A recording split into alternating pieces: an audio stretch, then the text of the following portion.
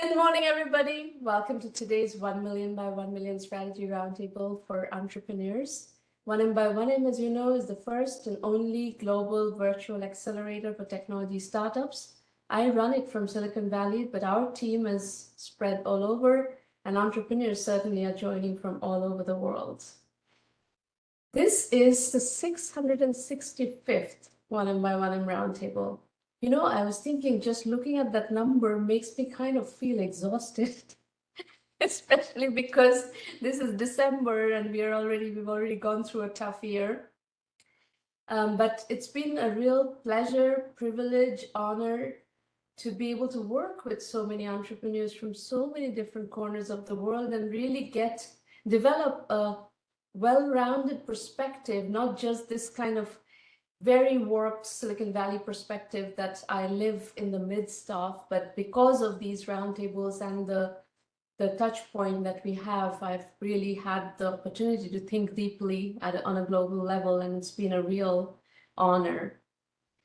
Today, we have the pleasure of welcoming back my friend Gus Tai, who has been here many times before. Last session that Gus was here for earlier in the fall, we started a discussion that I decided to double click down on. So today and the next week, we're going to double click down on startup ideas that are driven by AI. So I invited Gus back to brainstorm. Gus and I have a long history of brainstorming, and we just want to bring some of that private brainstorming to you so that you can participate in it, ask questions, and also share in that brainstorming. Gus, welcome. What a great fun to have you back. Oh, so delightful to see you, Shamana, and I'm looking forward to the discussion. So, Gus, I don't know if you saw the 60 Minutes episode that happened just this past Sunday, where Khan Academy was featured, Salman Khan, and OpenAI was featured. So it was a combination series episode between OpenAI displaying what their new technology in online tutoring and teaching is, and what Khan Academy is doing in their pilots. I think they have about 260 pilots going on in American schools right now, and this, AI-aided teaching/tutoring use cases are developing very well, and the OpenAI technology is lending itself very well to that particular use case. So a teacher who was featured in this episode was saying that before she could provide personalized writing coaching, to maybe a handful of students, but in a class of 100 students, she couldn't really provide that level of personalized guidance.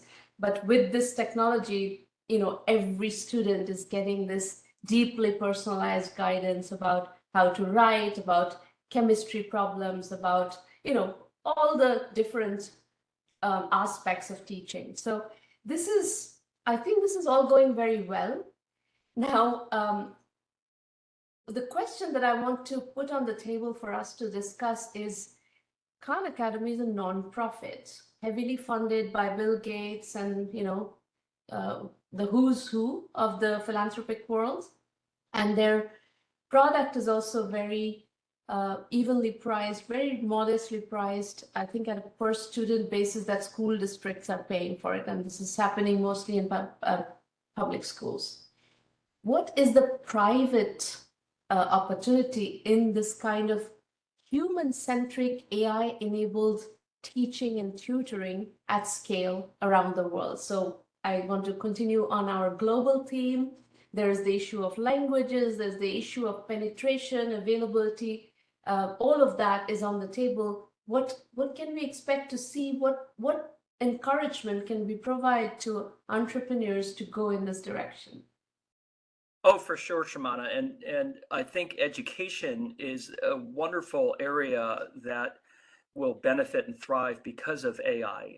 And last conversation, we talked about some of the liabilities of generative AI. One would be that it produces hallucinations. Another is that it could create results that are atypical and may wind up being violating norms that the conditions are sensitive to. In the context of education and generating information, it's about learning. And so if you can have a teacher that is fatigueless, that is constantly generating information, and the process of education is to discern what is helpful, what is not helpful, what is true, what is false. Actually, the hallucinations can be helpful as part of the educational process if the student and organization understands that there can be hallucinations. So great application. With respect to your question on private activity, there is already private activity. I believe that there's a YC company called Speak or Speech. I apologize for not Speak. And Speak is on my list of things to discuss actually today. Speak is a very interesting company. Let's get to Speak. Speak, I can summarize what Speak is doing. In language learning, if you're, I don't know how many of you in the audience are users of Duolingo. I am an avid user of Duolingo. I have become fluent in French by doing Duolingo on a daily basis. Since the beginning of COVID, I decided to just make this part of my almost meditation practice, and I have succeeded in becoming fluent in French using Duolingo. Speech is coming at language learning from a speech point of view. So their thesis is that children learn a new language through speech. They don't learn through grammar or writing or reading. They learn through speaking, and that's the pedagogy that they are basing their language learning methodology on, which is very different from Duolingo. But yes, that's an interesting one. And the reason I like that one is that what AI is highlighting, and Duolingo has a wonderful AI strategy as well. However, they're an incumbent that was designed before the rise of AI. So you could view speech as a native AI education language program. And so they've been able to discern, how do we take advantage of this infinite patience, infinite generation type of capability? They could add personalization, and then they could build the similar types of technologies of what Duolingo has, which is a similar type of a platform that has methodologies that can be repurposed for languages. So they do it first for English as a second language because there's more proven market for that economically, and then move to other categories and serve niche categories very efficiently. So when you were asking about what are trends for privatization of these areas, especially in education, I think that once again, when I look at startups, I just think of what is the value chain of that's involved with delivering product market monetization fit, and what are the steps that now can be assumed to be infinitely cheap and infinitely basically free and infinitely scalable, and can AI be applied there? And then secondly, if there's enough opportunity, can the whole process chain be redesigned? This is an example. So Duolingo has introduced this Lily as the speaker, one of the characters that will speak to you and have these short AI conversations. It's a beautiful application. That's an incremental application. And then Speak, the way that I don't know the company, but the way I interpret it from reading about it, said, hey, we could have a completely different approach. Let's approach it the way that children learn from a model-free reinforcement way of building a language model, speaking. So that wouldn't have been possible without the multimodal capability of generative AI. It wasn't possible, but now it is.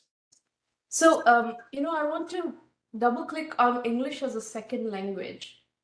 In March, my father, we were in India, and my father took us to see a school in rural West Bengal, about quite far from Calcutta, which is the main metropolis in that region.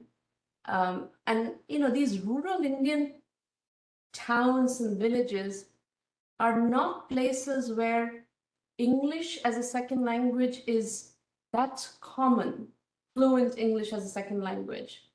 And we were blown away by these ninth grade kids who were giving us tours of their labs and their learning process, and they were so enthusiastic, and the whole thing was in fluent English. So, it kind of made me wonder. However, as a result, for the kids of this school, which is highly unusual in a remote place like that these kids are getting access to a level of knowledge that is the internet's level of knowledge, which is largely in English, which most places don't have that kind of access, remote places. So English as a second language, if it can be scaled, in some way, whether it's with the Speak methodology or the Duolingo methodology or both, or a combination of both and variations of that, this is a very high potential area. And I think there are nuances from what is the original language from which this English as second language applications are derived, right? So in the case where we were, the original language would be Bengali, the vernacular would be Bengali,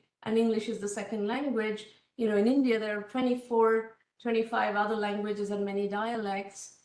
Africa has a number of languages to work with, East Asia, all over the place, Latin America, Spanish mostly. So I think there's private opportunities in all of those permutations and combinations to build English as a second language applications. That's one observation I have. The second observation is on pricing, right? So the pricing that works, if you want to scale something, what works in America is not going to work in rural India or rural Africa or rural Latin America, rural, East Asia. All of that needs to be priced at a much lower level. So that already puts a differentiation in and a go-to-market strategy that has to be somewhat different. So it looks to me as if this whole, as though this whole domain of personalized tutoring, teaching has many different segmentation possibilities around which new companies, new private companies can be built, and many of them can be scaled to significant levels. Do you agree?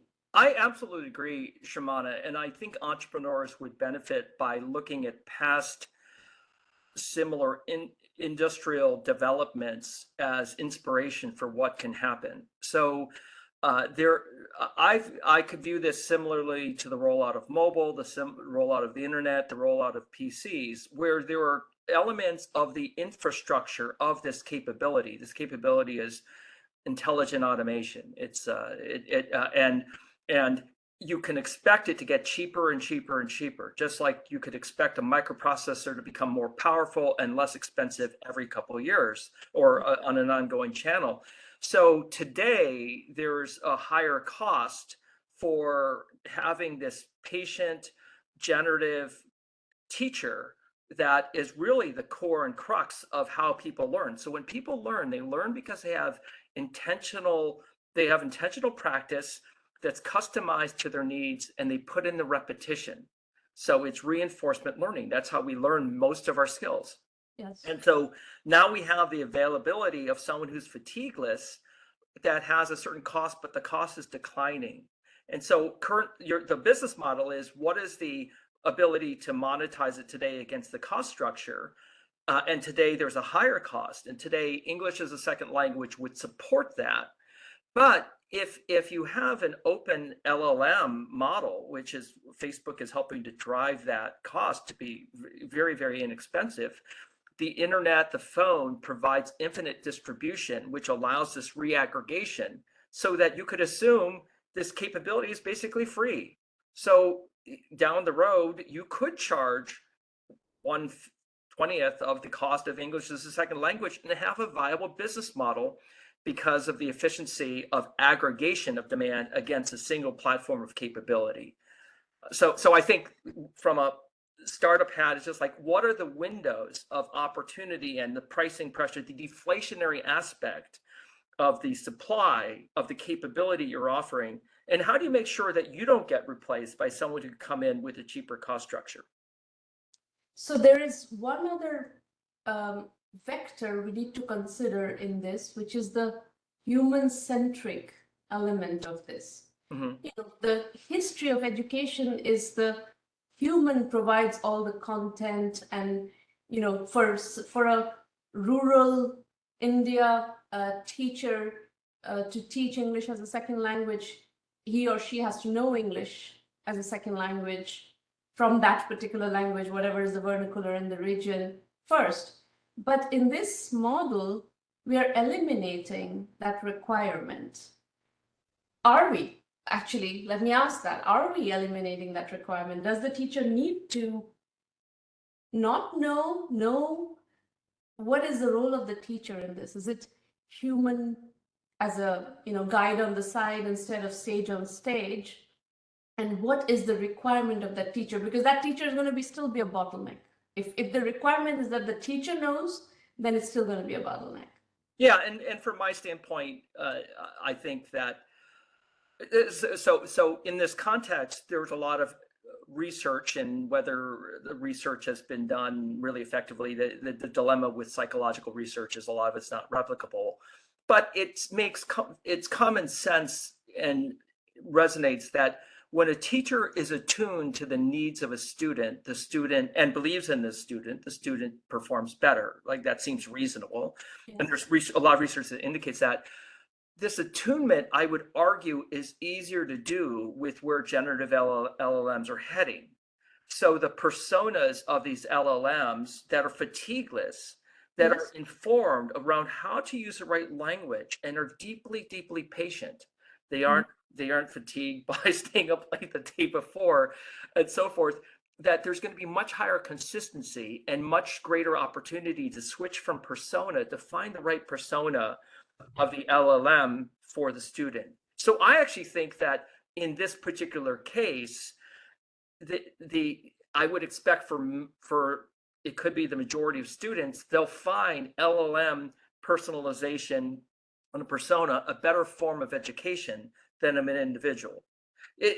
One side note, it's interesting to reflect upon what is this element of human-to-human connection, which is real, and energy and trust that comes from us being social beings. And I believe it will be a while before we would want to replace a doctor, a physical doctor, with an AI program in many conditions. I believe it will be a while before we'll want to replace a pilot from a plane with an algorithm.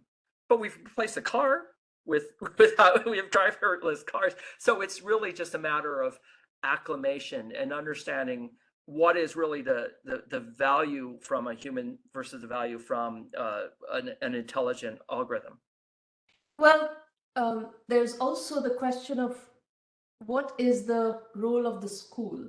Yes. Right?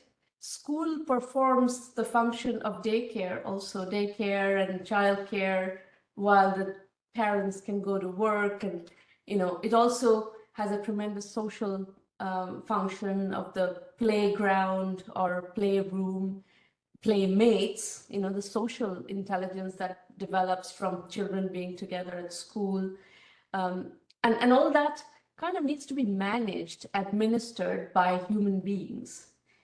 So if the actual learning of English as a second language, this is the example we are using, it doesn't have to be English as a second language, it could be chemistry, it could be physics, it could be anything. All that, the actual personalized learning with an infinitely patient, highly personalized teacher, that part can be automated and augmented with AI, but that social, classroom management and all of that still needs a teacher, and just administering the whole process of being in school all day long needs to be managed by teachers. That's kind of how I'm seeing the evolution of schools. So yes, the parts, what you said resonate with me, Sharmana.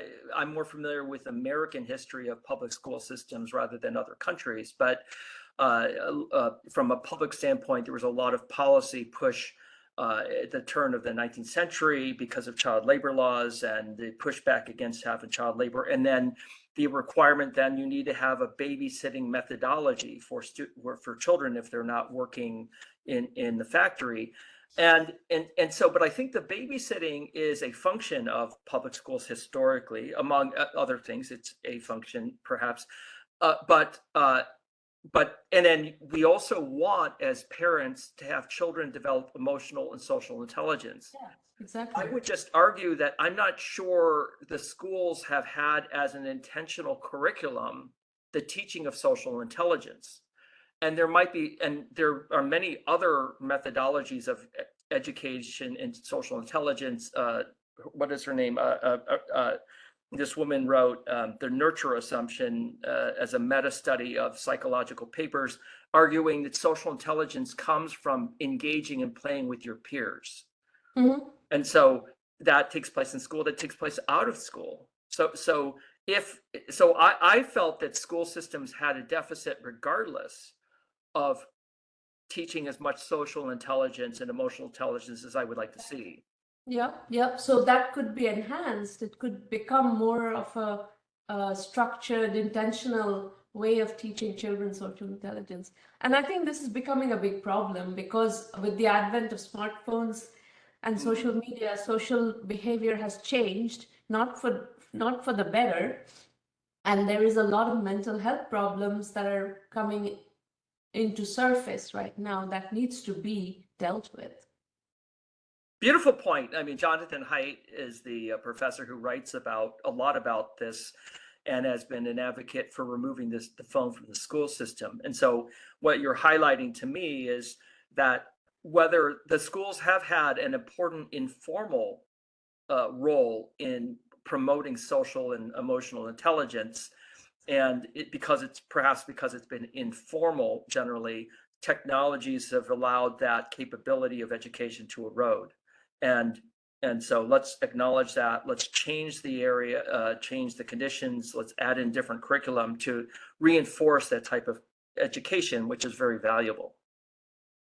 Now, the equation starts to change as we get to higher education, right? There's, the big experiment that came out of MIT and Harvard edX, which started putting all the lectures online and so on, was the beginning of these massively online curriculum.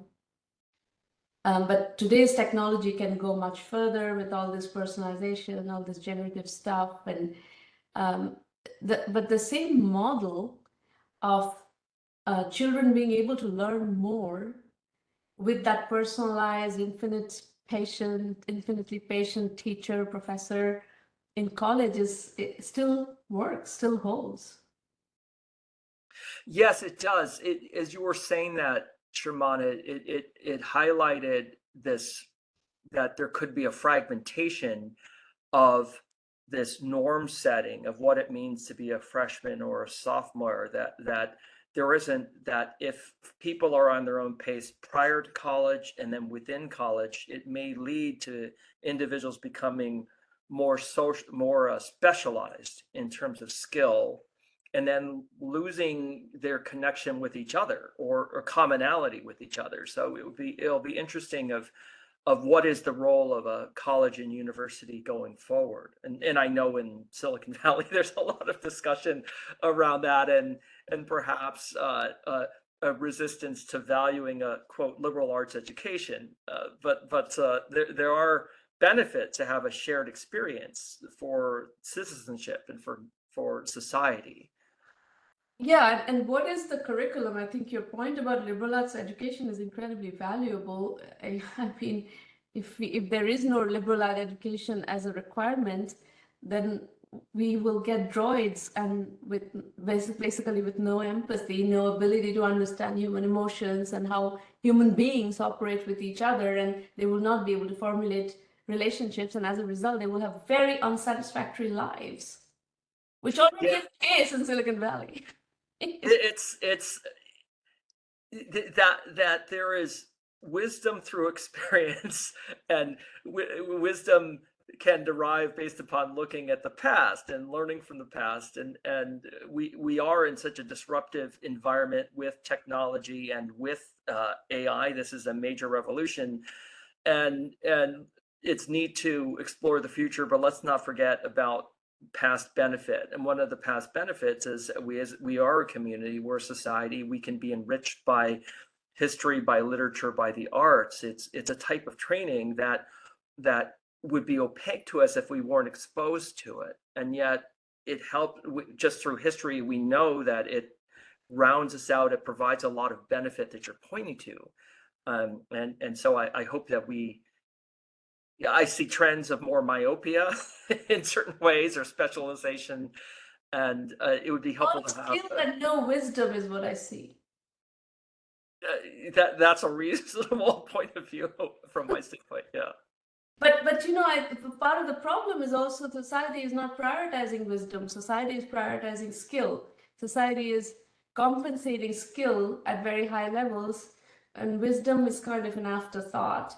And that's the society that we are building, and it's a real problem. And hence, Sharmana, like one area that I focus reflecting upon, not directly about startups, but involves startups, is that indeed, it feels that way to me, what you said. And of course, there could be a richness of opinion here. However, we are at this juncture of a disruptive form of technology, which can be applied in beneficial and injurious ways. How do we use AI to cultivate wisdom and cultivate a wisdom culture? And so I think from a optimistic, realistic point of view, there can be this development. Now, is that a for-profit startup or a nonprofit like a Khan Academy? I don't know, but it can be used as a tool to accelerate wisdom, and I'm hopeful that happens. Well, what you again, going back to looking at history, how has the practice of wisdom evolved from for centuries? It is through the spiritual groups, it's through the religious groups, the churches, and the Buddhist temples and meditation centers and so on and so forth is how the formal practice of wisdom has come about. As you know, I'm a big believer in literature as a source of wisdom. That is not necessarily a well practiced point of view. The religious and spiritual groups is a more developed point of view and a developed institutionalized form of imparting wisdom. Now, that model, that construct could translate into AI, conceivably. Or having AI augment or help to distribute, help to reformat to make it more approachable. Exactly. So for sure, and so like even this notion of if you had part of wisdom is having experiences and appreciating that life isn't black and white. Much in life is not black and white, and so it requires judgment with experience. And having a fatigueless mentor who's pointing to examples or sharing or helping to inquire, to ask questions, to keep framing back of like wisdom is seeing the black and white in the gray. What is the black? What is the white? And how do you hold both and discern and render a judgment against ethics and values that are wholesome? That I could see a type of tutoring that could be very effective using AI.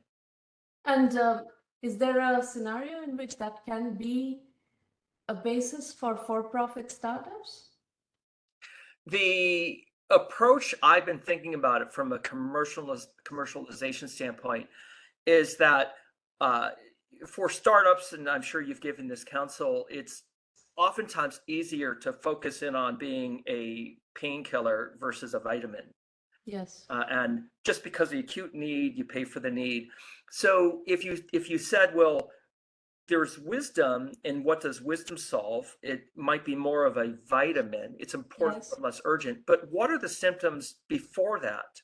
And the symptoms before that are this increasing amount of fear, anxiety, depression, worrying, regrets, and so forth, where they might be destabilizing or clearly something that the person would want to work on. And so in the context of providing the right wholesome type of mental health applications and there a lot of work needs to be done to do it safely and effectively.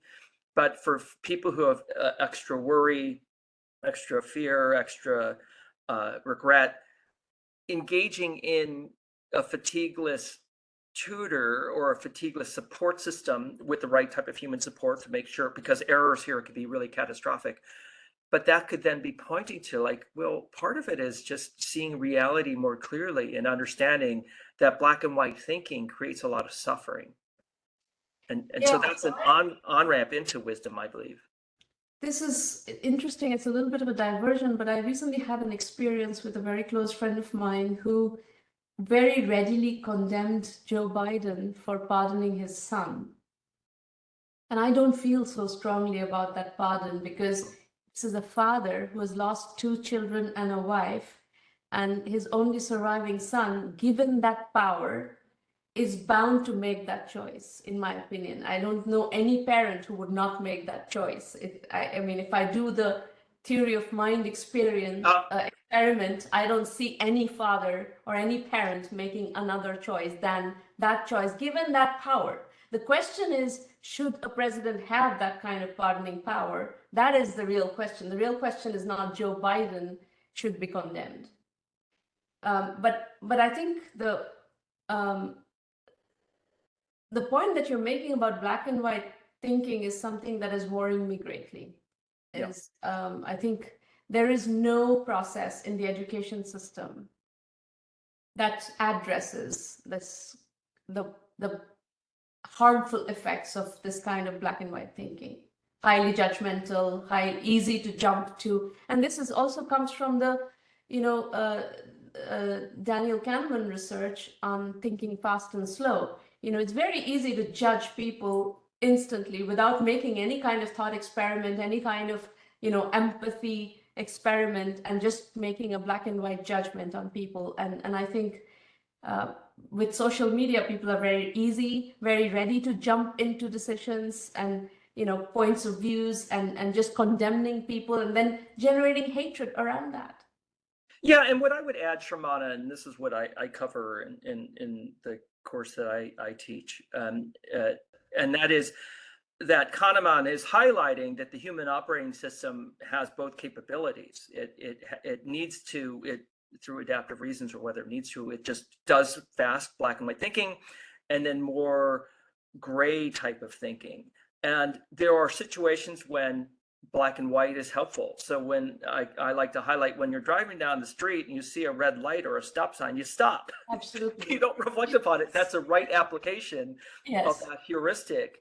However, if you believe that the world is more complicated and rich, and I think what history shows is that it is, then that requires a slowing down and seeing more sides, seeing different points of view, and then realize with humility, we have incomplete information. We've incomplete capability for assessing.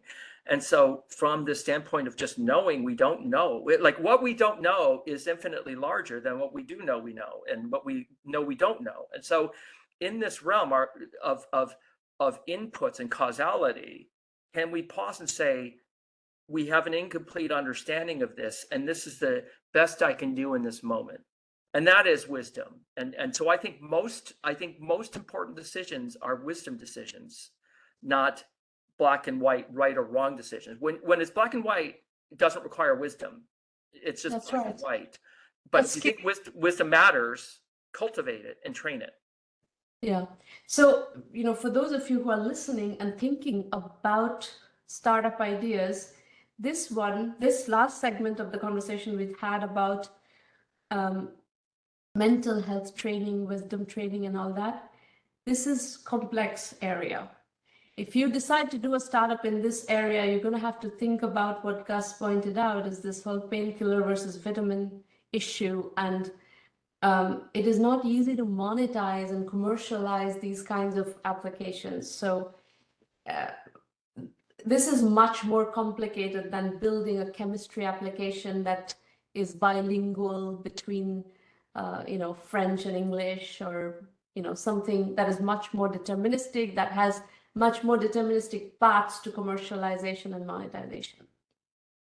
So, I have a lot more things to discuss, Gus, but I'm reluctant to open up another big area and then get cut short. Sure. I will say one thing that is a very positive development to underscore in this conversation. When the concept of MOOCs came about, massively online open courseware is the full description of MOOC. People were very excited that, all this was knowledge, lectures from the top universities and colleges are freely available on edX and so on. But it didn't have that kind of impact. Why didn't it have that kind of impact? Because human beings, to be able to study in a self-motivated manner, have to be self-motivated. Yes. And the vast majority of human beings are not self-motivated. So as far as I'm concerned, the kinds of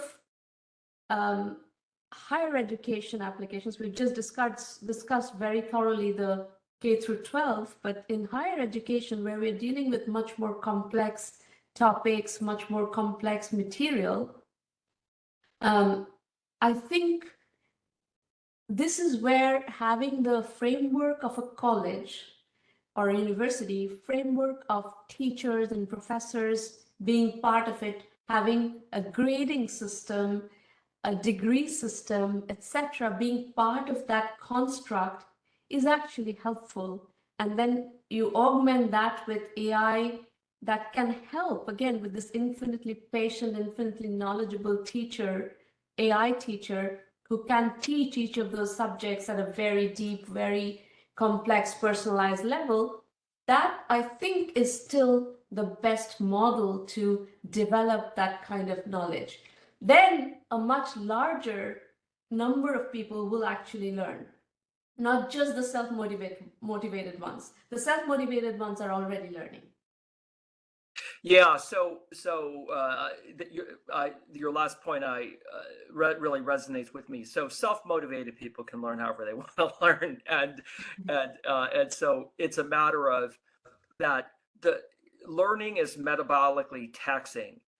We as living organisms learn so that we could engage and act, but learning is inefficient with respect to action, and we're oriented more toward action. This is active inference neuroscience theory, and which I buy into. And so if you're trying to learn something that doesn't motivate us, community gives us energy, and societal norms and culture gives us the framework and support to be able to develop new habits and use historic habits with respect to culture and apply them to have the activation energy to engage in this metabolically fatiguing activity. So I just think the social construct, whatever it may be, is really beneficial to help people who aren't self-motivated in all contexts. Right. So on the education topic, there is one other discussion I want to have, and then we're going to close off this segment and switch to the mentoring session. If we get to a world where AI is automating large, vast amounts of activity, human activity, through robotics, through software automation, AI agents, and so on and so forth, and at the moment the coding is also on the block, right? The coding could become automated, at least to a large extent, 40% automated, and that these are very big societal shifts. What do we educate people for in a world where there is such a huge amount of automation? And I've been thinking about this for a long time, actually. And I think this discussion we just had about teaching and education is one where it is becoming a human augmented. AI is augmenting the human's capacity to teach. So I think there could be a much larger number of teachers who are AI augmented teachers and can take on a lot more and teach a lot more effectively. And I think teaching could and should become a much more active profession with a much larger number of jobs. Gus?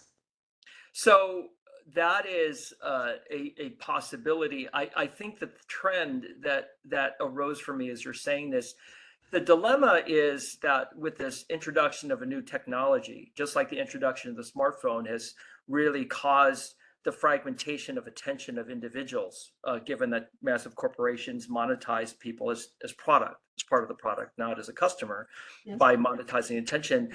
AI, as it rolls out, may wind up causing most people to lose the practice of learning.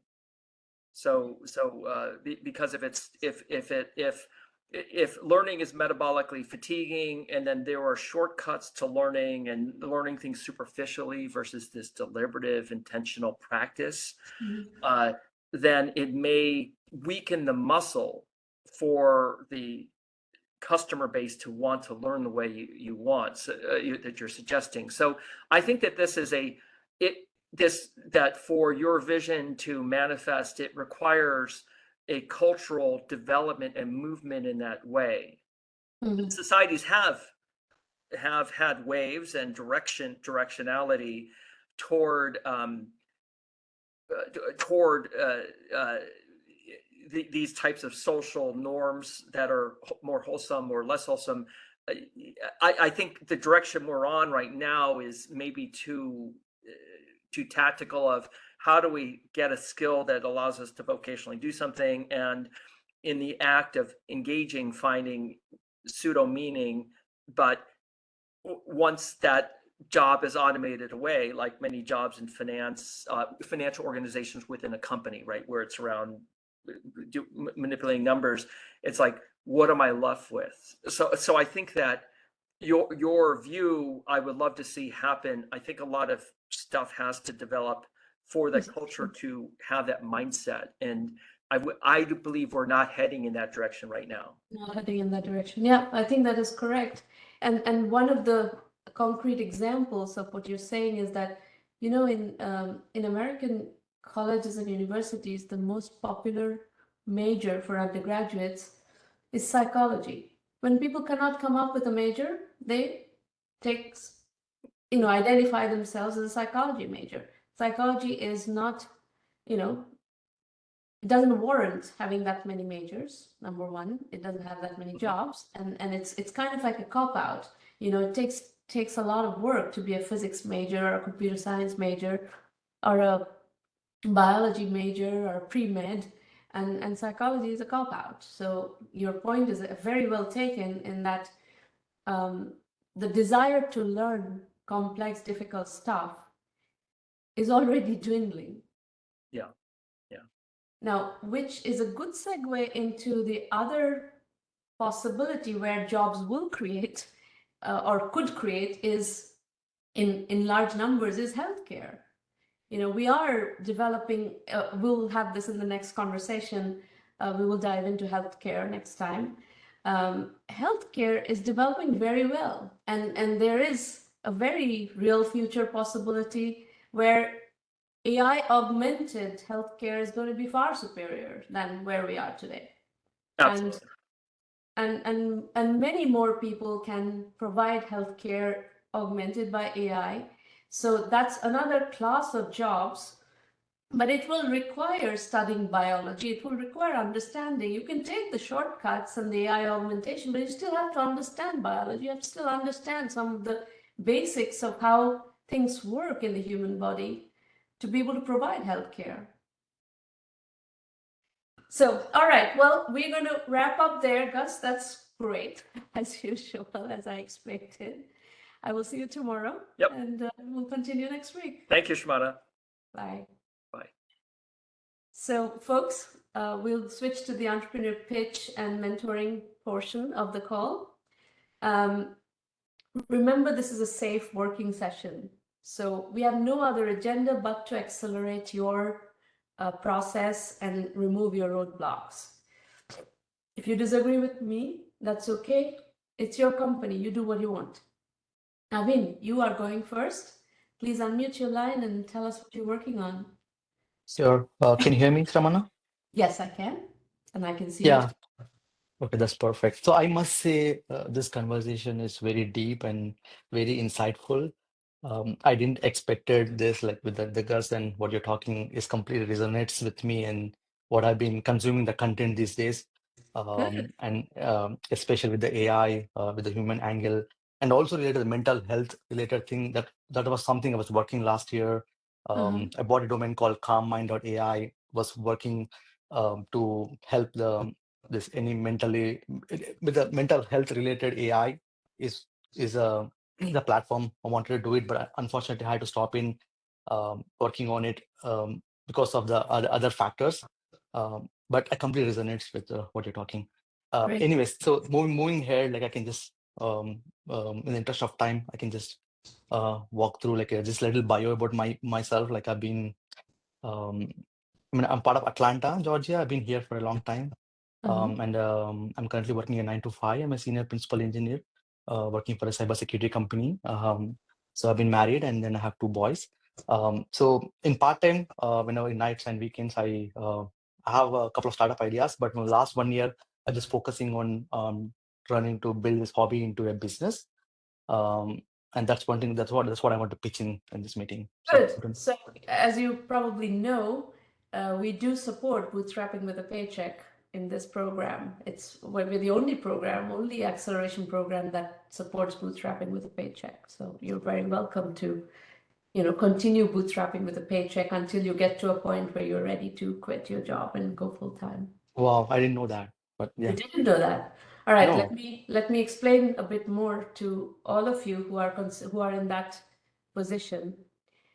You should not quit your job while you're still ideating and you don't have validation. Because ultimately you'll have to pay the bills and you have a family, so you have to pay a lot of bills and you have to take care of a lot of people. So it's not productive to quit your job with a half-baked idea. You should learn methodology, and I will explain to you later in the program how to use the 1Mby1M program to learn methodology. We recommend that you take your ideas, validate them, and only quit your job after you have validated the idea. And if you can start selling and getting further while keeping your job, we encourage you and we support you in doing that. In our program, we've had people bootstrapping with a paycheck all the way to break even before quitting the job. Yep. So somewhat that's what I was trying to do with this idea as well. But the thing is a little complicated with the visa and all, like because I'm an H-1B and I can't officially be working on this full time. So I have to continue. I have no other option to continue as this as a part time and then move on to the other visas like O1. So that's the only approach I can do. So I can share more details. Yeah. Go ahead. What are you thinking about? This is your idea that you're thinking about? Yeah, this is something I've been working on maybe 6 months or like 1 year. It's a HiringKit. It's a recruiting space application where I wanted to automate the front end funnel of the screening process, like where we have a large volume of candidates applying to a position, and then typically what happens is that the recruiters will make a phone call to all or some of these candidates, or maybe it's sorted through a resume, and then they schedule a call. They ask this same questions to everybody. So a lot of manual things are involved, and what I'm trying to do is automate this process. Like this is a problem, like manual screenings and then initial time spent in interviews. And there's a bloated resume with the AI and all. Like people are now using AI to write the cover letters and things like that, right? So how to best screen this candidate is the problem statement. And if you go to the solution I'm trying to provide here is a product where the users are the hiring managers or the recruiters, where the platform will help them to generate some specific questions for a job description, and then they will have an intro and outro videos for the recruiters to make more personalizations, and then the candidates will apply. Respond to these questions using asynchronous video responses, right? And then on the back end, we'll be using AI to evaluate the responses using the transcriptions, but also we will empower the human angle, like where we will the human can take a decision whether how well they perform, because they can rewatch the videos. So at the end, it's basically humans are taking decisions, not the AI, but we will help the AI to provide some of the inputs that are needed to make this decision faster. And then other angle is that we're trying to integrate with a lot of the ATSs to make things easy or streamline the existing process, right? So the target market, as I mentioned, could be recruiter, hiring managers, at least startups, and any company that are actually hiring a large volume of candidates, right? That's a target market. If you go to the next slide. So the traction is that I'm You already... should take early stage startups off your target market. Recruiting and hiring managers in larger companies is a better strategy for what you're trying to do, because you want large numbers of candidates. So not necessarily like this is, I shouldn't say that, but there are some part like we can replace a recruiter. Like let's say if there's at least startups, they have like, if you don't have a recruiter in place initially, right? You can have the hiring manager can act as a pseudo recruiter and then use this tool, right? So that's why we wanted to use at least startups as well.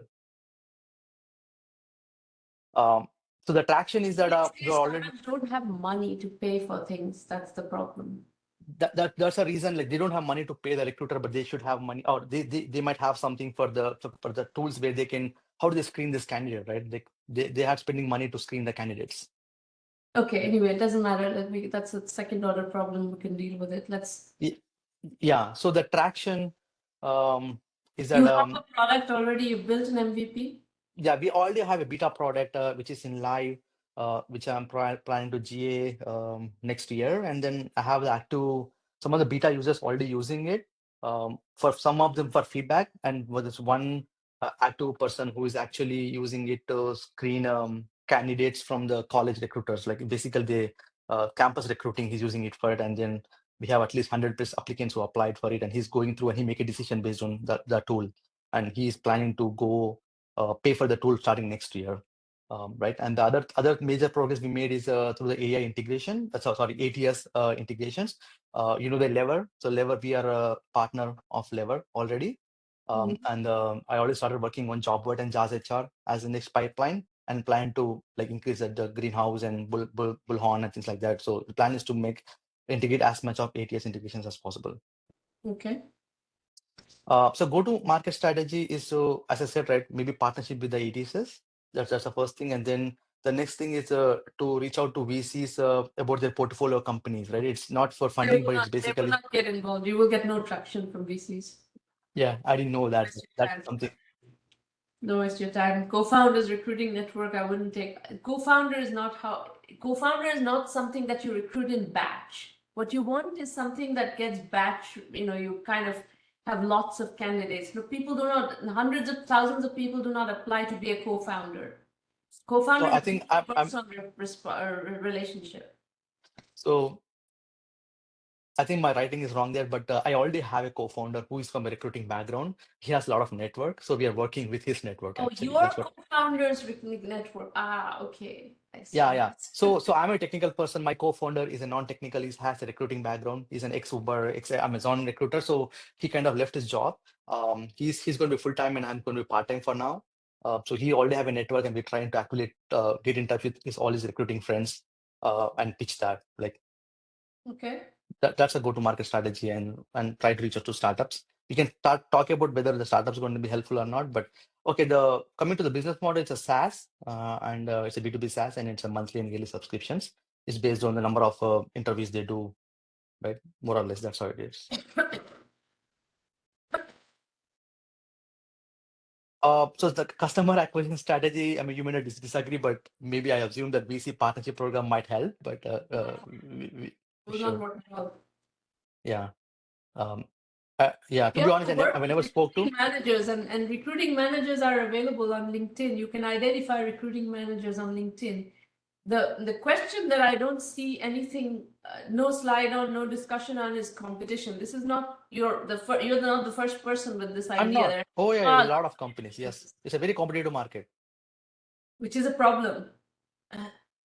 So where is your competitive positioning? How are you in this market? Yeah, so it's a competitive market definitely, but it's not like a monopoly. Like all of them are going through one company. There are distributed across, right? So our competitive at least advantage is that when I talk to at least a 10 or at least 20 recruiters, like nobody knows about this kind of market. They don't know whether there are asynchronous video interviews platforms available. They're not using any AI based platforms, things like that. And the lever one of the lever partner reached out to us, and they wanted to integrate some of the AI into the recruiting process, but they don't know how. So there are still people out there not using AI in the recruiting process, or they are not using the any screening process there. So there's still there's still the market out there who can leverage this platform. What is your plan? Do you plan to bootstrap this company, raise money? What is your game plan? So for now, we wanted to bootstrap as much as possible until we have like a 10K MRR, or like we have a certain limit. And then if we wanted, then once we have a product market fit, that's where we wanted to go and look for funding if needed at that point. So raising funding in a highly competitive market, which is very crowded, is very difficult. Be aware. So I think we understand that. So that's it. We wanted this. We were discussing there are a couple of ideas to pivot, like agentifying, using the agents in sourcing, or maybe have a lightweight ATS which has AI built in. So we are still ideating about any USP that we can bring in, not just in screening. So yeah, that's where we are. We are still ideating on like making ourselves of little solving a unique problem. Yeah. Okay. Well, I think it's definitely something. There's something is going to happen in this market. There will be multiple players, and there will be multiple large players most likely, because it's a problem that is very, very conducive for AI to automate. So Yeah, definitely. Yeah. So people are when you look at the YC portfolios, right? Like people are solving in a different ways. Like some are solving with an AI bot. You might have seen like a bot will basically screen the candidates, and then there are voice bots, and we are with avatar bots. We don't want to go into that direction because a lot of technical candidates, at least the senior, they don't want to interact with the bot. Is what I got to know with candidate. So that's why we wanted to go with the traditional approach where this could be still in video based interviews asynchronously, but we'll use AI on the behind the scenes to empower the recruiters. yeah, but I think with the agent technology coming, that is becoming quite powerful and coming in full force right now, I think agents are going to be used in this application in very, very big scale. Yeah. So that is something we wanted to use it, but we don't know how to use agent, whether to using the sourcing part of it, or whether you do the agents in the screening part of it, or the combination of sourcing and screening. Like that is something we're still debating. Yeah. So there are a lot of product decisions that you have to make here. And I would recommend that you do a very thorough comparative analysis of what other people are doing. Because when you're coming late into a market, a lot of prior art has already developed, and you should do a very thorough scan of that. Right. But tell me honestly, Samana, like if my aim is not to build a very large company, like I wanted to stay in between 10K MRR, like should this still be a problem? Like can I make that happen? No, you maybe, this is why I asked you the question. You want to build a bootstrap company or a venture scale company? Bootstrap, like I want to have a lifestyle business. I don't want to get into this competitive market. I have sleep. I don't want to have sleepless This is nights. a vital point. That is a vital point. You should still look at what other people are doing, because you can learn from that, but it is the pressure on you for is much less. And I think that's, Yeah, I don't want to make it. I cannot. Like I don't have maybe that much skill to make it a large company, but I have confidence that I can run can make a small maybe company happen. a smaller version and then have a And you happy can, life. this is something that you can bootstrap using a paycheck to break even or beyond. And when you want to, you can switch to full time. But I think this what you just described is something that I know how to turn into a successful bootstrap with a paycheck business. That's perfect. Do you have any recommendations on how to acquire customers by any chance? Like, I think you should segment, and this is where understanding the competition is going to be valuable. Where is the gap? So one thing that we stress a lot in the 1M methodology is positioning. And to understand positioning, you have to figure out where is the gap in the market, and for that you need to understand where is the competition gaining traction and where is the gap in the market, and go into that gap, lean into that gap, and acquire customers from there. And then I can derive we have to first position, and then I can derive the go-to-market strategy from that positioning, and I can advise you. Yes. Okay, sure. So what should be the next steps for this program? Like, honestly, I don't know a lot about this program. I will explain in just a moment. Let me work with Ajit. So hang on. Let me work with Ajit. Then I will explain how to join the program, Sure. and then you can ask me more questions. Ajit, are you ready to go? Could you unmute your line, please? Can you hear me? Yes, I can hear you. Go ahead. Oh, great. I'm on the phone now. Please go ahead. Okay. This is a personal safety app to save people's lives. Simple. Next. We want to convert every smartphone in the world into a powerful life-saving device so that people can save each other's lives in any dangerous situation. And these are the focus areas. Shortage of blood. India is number one. Shortage of organs. It's a global problem. Deaths in road accidents. 160,000 people are dying in India. It's number one again every year. Rapes and harassment is a big thing in US as well as in India. Natural man-made disasters is worldwide problem. Next. And the mobile app, we developed it 3 times. Then we launched the prototype. And after 10,000 downloads from our network, we did the survey for product market fit and pricing. So there are many features in the app. It's a multi-featured, multifunctional lifesaver app. For getting blood in emergency, it's a big problem in India. We're trying to tackle it. So there are 3 ways to get the blood in the mobile app. Then there is an automatic lock screen where if the accident happens, within 5 minutes, wherever it happens in your city or in another country, in 5 minutes, your family come to know about the accident. And if you're seriously injured and went into ICU in the hospital, your lock screen also shows you this is an organ donor. Most of the organs are wasted all over the world for one simple reason. Once the person dies in the ICU with brain death, then they start talking to family members. And then a lot of time is wasted, organs are wasted. We are trying to avoid that. The person in the ICU, the doctor knows that this is an organ donor. Before the person dies, the communications is established with the family members, permission is taken. So as soon as the person dies, you can remove the organs. Then there are 3 alarms, one for patients and another for women. They trigger it.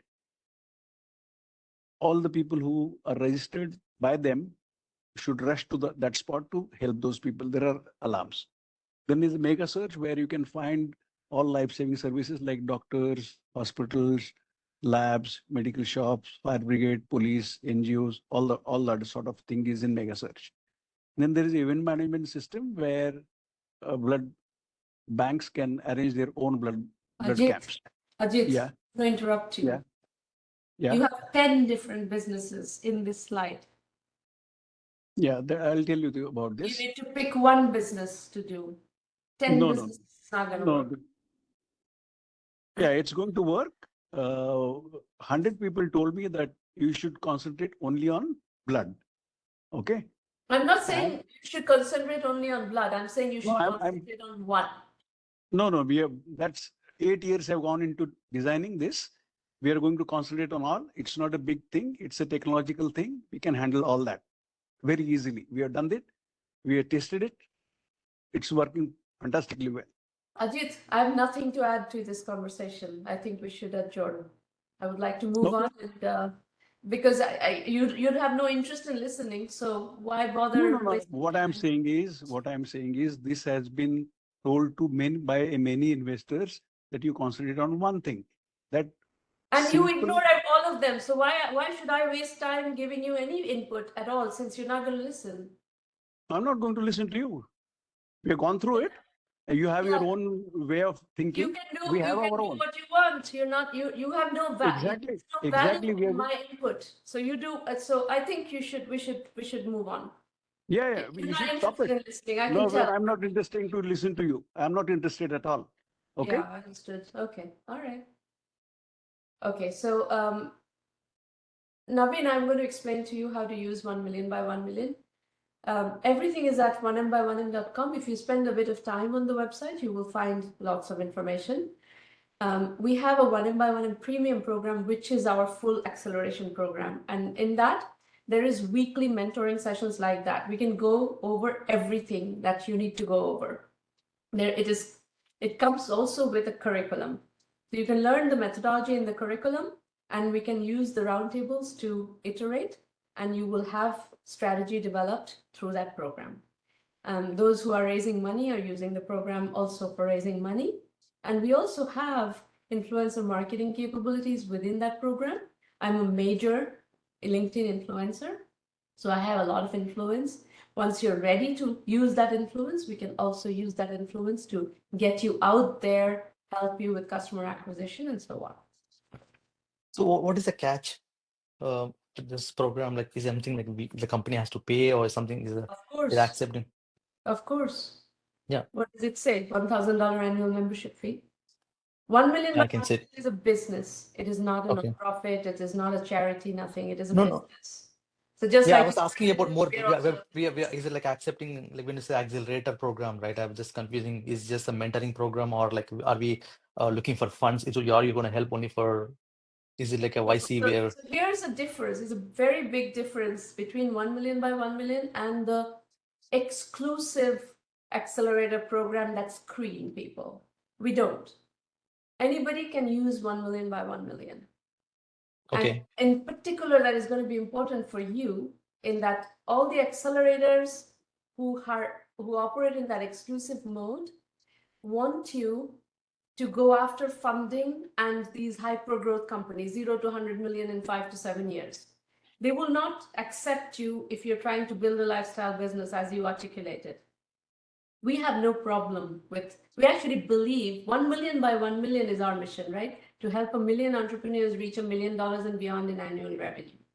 Now, that means that we support the small businesses. We don't necessarily need you to become this mega business. And Right. we acknowledge the fact that supporting small businesses is really important for building, it's a development economics project. So mission-wise, we are focused on development economics and supporting small businesses, not just the venture scale businesses. Now, curriculum is, we also, over time, we launched with just the premium program in 2010. And then around 2016, we launched 1Mby1M Basic, which is our curriculum only option that is $99 a month, because we heard from entrepreneurs that they wanted to just access the curriculum, and we made it available to them as well. So you can join premium, basic, whatever you want, but that's how it works. We also, for those of you who are listening and who are sensitive about stealth mode, I know there's stealth is a big kind of mental block for people. People do not want to discuss their businesses. It used to be. I don't think it's true anymore. It used to be a stealth mode before. Some people still I have don't agree with it. that. I think every idea has been implemented, in my opinion. There's no unique ideas so far. It's true. It's an execution game. It's not an idea protection game. But anyway, if you're looking for private one-on-one interaction, we offer that as well. It's more expensive. Instead of 1Mby1M premium being $1,000 for 1 year, one-on-one consulting is $1,000 for 1 hour. And that's just the way it is. So we do have free roundtables next week. You can pitch once in a free roundtable. After that, if you want to do ongoing work, you need to join the premium program if you want an ongoing interaction. So we have one more left in December, roundtable next week. And Gus is going to be back. So we're going to continue. We're going to discuss healthcare next time, ideas within healthcare. And in January, we are, just the first week right after we, people generally do not come back to work the first week. So we're not doing a roundtable on the 2nd. But 9th, 16th, 23rd, and 30th, we have roundtables. So if you're looking for a slot to pitch, please register and book your slot. If you have questions about the program, your contact is Irina Patterson. You can email her and she'll be happy to talk to you. Phone, WhatsApp, Skype, whatever is fine. So I'm ready to take questions. If Naveen, if you have other questions, I will take it. And I think there are questions in the public chat. Let me just check what's happening here. Shun Yun Hu. So we joined the program, can then join the discussion. I'm not sure what you're asking. You can pitch for free once in one of these free roundtables, but you're also welcome to just directly join the premium program if that's what you prefer, and just start, using the program fully, curriculum, mentoring sessions, everything. Is that your question, Shunyun? Okay, great. All right, anybody else? Other questions? How to get to discussions with me? These roundtables, in the premium program, these kinds of roundtables happen every week, and you can come and talk to me in any of those sessions, multiple times, as many times as you want. Anybody, any other questions? Naveen, are you all set? Oh, no, I think I'll have lot of questions. You have a lot of questions? Go ahead. Yeah, so in gen, you said something about like VCs may not entertain me if I reach out, like saying that, can you recommend my app to your portfolio companies, which might help? No, okay. I cannot hear you. Like, can you explain? Like, they will not okay. recommend you. It's very unlikely that they will recommend you. Okay. You have to go directly to the people who have the pain point, people who are recruiting large numbers of candidates, or screening large number of candidates. That's your value proposition, and that's the kind of people that you have to hit. So approaching them, like, how do you find them? Is it just LinkedIn, or do you have any other LinkedIn better? is the best way to find people these days. Okay. And there are, I talked about influencer marketing. There are ways of creating, LinkedIn noise. Basically, you can create visibility on LinkedIn, and we can help you do that through the program, whereby you can, generate proof points and show what you're doing and how you're doing, whom you're doing it for, and then augment, propagate that knowledge to people whom you're trying to reach. So I can guide you on all of that. Sure. And what's your personal opinion on these new platforms that are coming up with voice I think agents? it's going to happen. As I said, I think this is a very real pain point that AI is going to be very good at solving, and I think it's great. No, my question was in terms of like whether using a voice agent is something what your personal opinion of voice agent or an avatar based is something, because I didn't like that idea or approach, because candidates experience may be not good if an avatar trying to interview them. What is your personal opinion on that? Well, if I put my put my own recruiting hat on, how do I like to recruit? For example, one case study that we encountered, Maureen can tell you more about this. We recruit lots of interns. Every year we recruit thousands and thousands of interns. How do you screen them? We actually give them a few screening questions, and then we bring them in and give them projects. And the ones who succeed in doing those projects are the ones that end up becoming successful interns. If they don't do the projects, we don't waste any time on them, on trying to talk to them or any of that. We work with them through a LinkedIn group. We stuff them into a LinkedIn group, give them their we send them the work that they need to do. So the screening we do is through the projects. Gotcha. So everyone gets a project, like anyone applies. Everyone gets the same project, and then how they do on those projects is how we screen them. So I was thinking about, technical recruitment, for instance, right? As you said, there is a lot of, kind of stuffing up resumes going on, a lot of lying on resumes going on. Correct. How do you test for that? You kind of have to give them something to do, or you have to ask questions through which you will be able to screen whether they really know what they're talking about. Yeah, absolutely. So that's where And you're going to have to prevent them from faking their answers. So Sure. if you can use ChatGPT or something to answer those questions and fake their way through the interview, that's another problem. Yeah.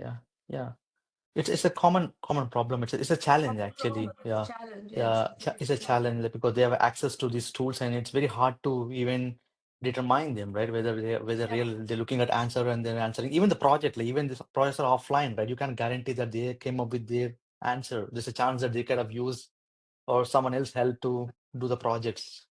Yeah, It's and it's then it's a there's the question of reference checking. correct. I think if you can do all of that up front, I think that's a very interesting application. Is that if you can do the screening and validation, really interesting screening and validation, and then reference checking as well, the ones who come through the screening process, if you can reference check them and really validate Right, that this right. person is who So he is, and so you're it reading my does that. mind. Yeah, so you're reading my mind is that like tomorrow, like we are planning to have a solution where like a service based where we will do it for you kind of thing, right? You can do that. Currently is do it for me is like do it for you, where we By the way, go and keep in mind, do it for me is becoming a more and more desirable function. So in the first wave of software as a service, it was all do it yourself. The software provider correct, would provide the software, and people were expected, the customers were expected to do all of the software utilization themselves. Do it for me now is becoming a very desirable way to use AI to achieve an objective, but also having people who know how to use that AI and kind of outsource the service. It's almost like an AI-enabled business process outsourcing.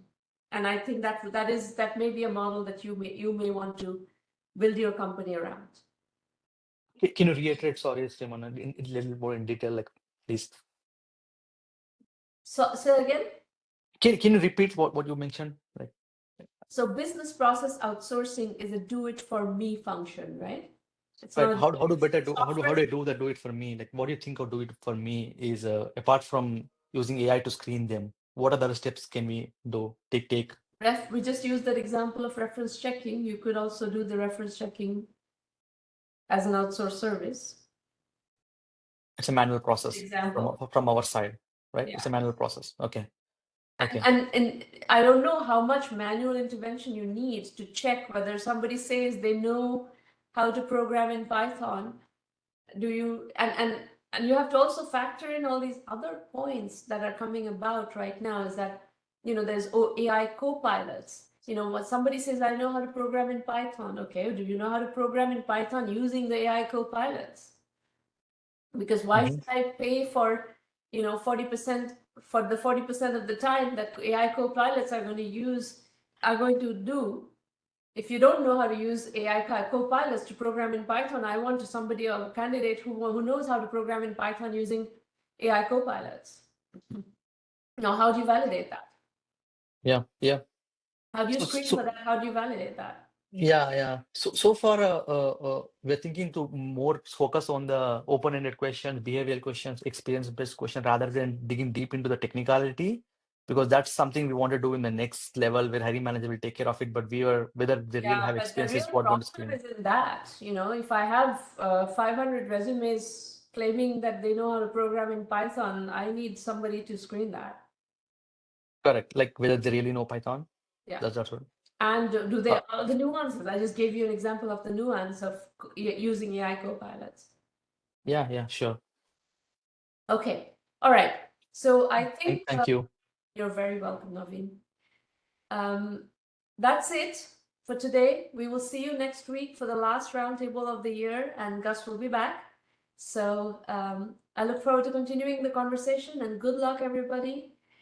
Keep making lots of progress. Bye.